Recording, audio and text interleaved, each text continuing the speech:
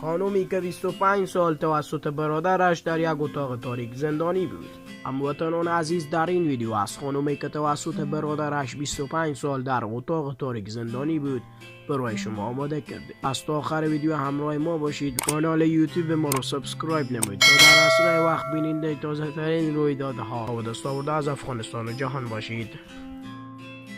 هموطنان عزیز، در شهر کابل در یک از مناطق این شهر یک خانومی که 25 سال در اتاق تاریک توسط برادرش زندانی بود توسط امارت اسلامی کشف و ضبط کردید.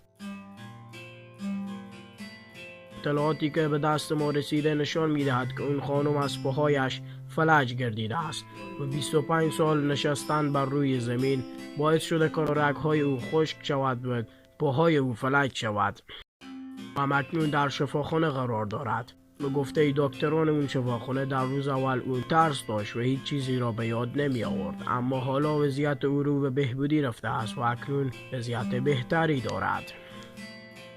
هموطنان عزیز، برای شما میگویم که اینطور آدم ها بسیار است که حتی به بالای خواهرش هم رحم نکرد و او را 25 سال در یک اتاق تاریک زندانی کرد و این را بدانید که او به سزای اعمالش میرسد. و هموطنان عزیز، ما رسیدیم به پایان این ویدیو. برای حمایت از ما کانال یوتیوب ما را سابسکرایب نمایید و ویدیو را لایک و همرسانی کنید تا همه جهان آگاه شوند که اینطور آدم ها وجود دارد.